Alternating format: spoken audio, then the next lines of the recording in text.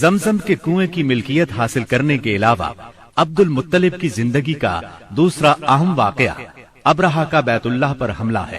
تاریخ میں اس کو واقعہ فیل کے نام سے یاد کیا جاتا ہے۔ ابرہہ ایک عیسائی سردار تھا۔ شاہ حبشہ نجاشی کی طرف سے یمن کا حاکم تھا۔ اس نے دیکھا کہ اہل عرب حج کے لیے مکہ مکرمہ جاتے ہیں اور خانہ کعبہ کا طواف کرتے ہیں، تو اس نے عیسائی مذہب کے نام پر یمن کے شہر صنعاء میں ایک عالیشان گرجا بنوایا۔ عرب میں اس گرجا کی خبر مشہور ہو گئی۔ قبیلہ کنانہ کا ایک آدمی وہاں گیا اور گرجا میں گندگی پھیلا کر بھاگ آیا۔ ابرہہ نے غصے میں آ کر قسم کھائی کہ کعبے کو ڈھا کر دم لے گا۔ چنانچہ وہ ایک لشکر جرار لے کر مکہ مکرمہ کی طرف روانہ ہوا۔ راستے میں عرب کے جس قبیلے نے بھی مزاحمت کی، ابرہہ نے اسے تہہ تیغ کر ڈالا، یہاں تک کہ وہ مکہ معظمہ کے قریب پہنچ گیا۔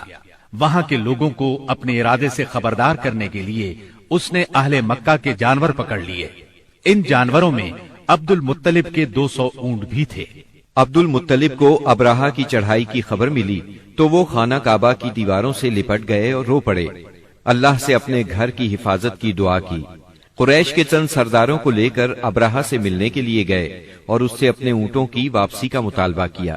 ابرہہ ان کی بات سن کر حیران ہوا اور بولا، تم نے اپنے اونٹوں کی واپسی کی تو بات کی، کعبے کے متعلق ایک لفظ بھی نہیں کہا۔ میں تو یہاں کعبے کو ڈھانے کے لیے آیا ہوں۔ عبد المطلب نے جواب دیا، اونٹ میری ملکیت ہیں، اس لیے ان کی رہائی کے لیے چلا آیا۔ کعبے کا مالک اللہ ہے جو اپنے گھر کو بچانے کی پوری طاقت رکھتا ہے۔ ابرہہ نے ان اونٹوں کی واپسی کا حکم دے دیا۔ یہ اپنے اونٹ لے کر مکہ معظمہ واپس آ گئے۔ 60-70 ہزار کا لشکر تھا اور اس میں 9 یا 13 ہاتھی تھے۔ اس لشکر نے آخر مکے پر چڑھائی کی۔ لشکر مکے کے نزدیک پہنچا تو محمود نامی ہاتھی نے مکے میں داخل ہونے سے انکار کر دیا اور وہیں بیٹھ گیا۔ ایسے میں اچانک باہر قلزم کی طرف سے پرندوں کا ٹڈی دل نظر آیا۔ ان کے پنجوں اور چونچوں میں کنکریاں تھیں۔ جن سپاہیوں پر وہ کنکریاں پڑتی ان کے اعضاء کٹنا شروع ہو جاتے۔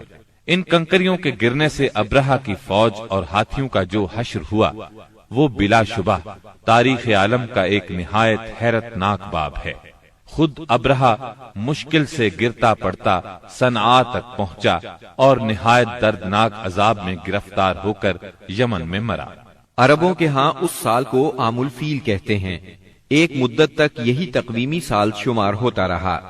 قرآن کریم میں یہ واقعہ سورہ فیل میں بیان ہوا۔